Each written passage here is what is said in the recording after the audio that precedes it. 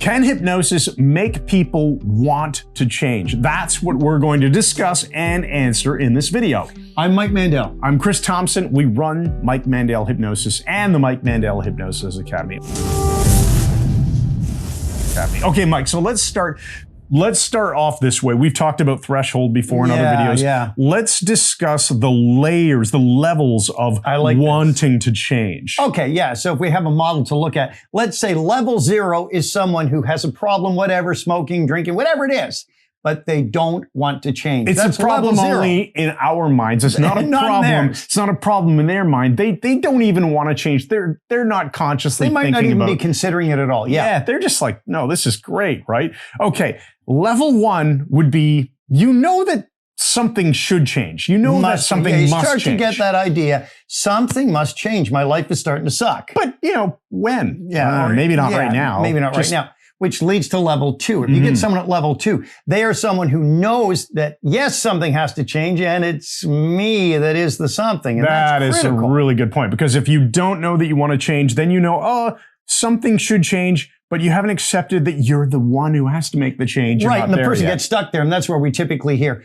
oh yeah, I've got to change, I've got to change. But they're not saying I will change at that point. Right, which leads to level 3, which is that you're now saying something must change now. I have decided that I am going to make this change, and I'm going to make it change now. So it's something must change. That something is me, and it is now that it has to happen. When the person is at that stage, they're at threshold. But say somebody's a smoker who doesn't consciously think, oh, I should quit. That person is not at threshold. Right. So we got to, we're basically going back now to answer the question we said we'd answer is, can you make someone want to change? And well, if they don't even consciously want to quit smoking yet at this point, you don't have much of a chance at making them do anything. No, you can't hypnotize them and say, you want to quit smoking, you want to quit smoking, you want to quit, I want to quit smoking. No, it's not going to happen. It's not that kind of thing. But let's think about it this way. Let's throw hypnosis away for a moment. Just for a moment, we're going to put hypnosis over here.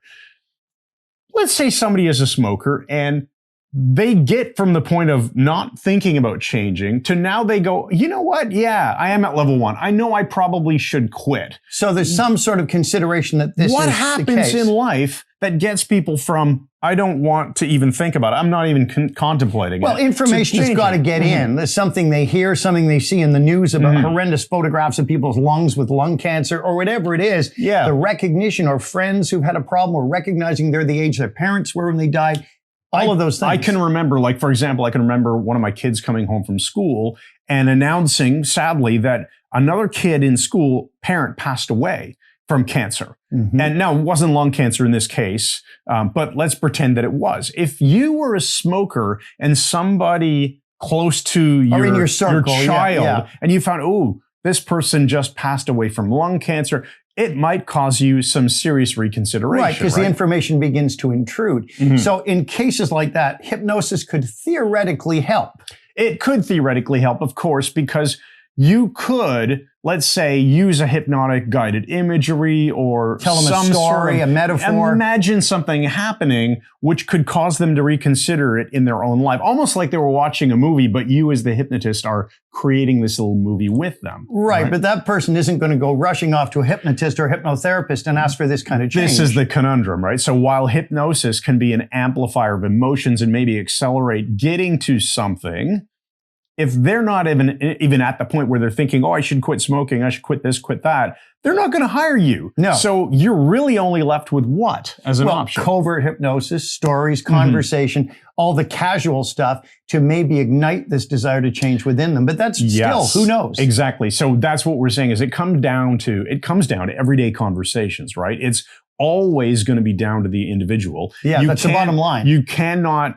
You're not going to get someone coming into your office to make a change that they aren't consciously aware that they should make in the first place. So hypnosis can't make anybody do anything. But it is great. Like when someone has decided to change and they are at threshold, if they've hit threshold, then hypnosis is phenomenal in helping people change. Right, because it's not mind control. but it is magical. And we do recommend that if you want to learn hypnosis, check out the Mike Mandel Hypnosis Academy. You'll find a link in the description under this video. You can start for free, which is the best reason to click that link. And we hope you enjoy our videos. So while you're here, please hit the subscribe button and then ring that bell. Here, I'll let you ring it, Mike. Thanks. Awesome. Ring that bell, that way you'll be notified when we publish new videos on YouTube. And we hope you enjoy all the stuff we're putting out there for you. Thanks again, and good night.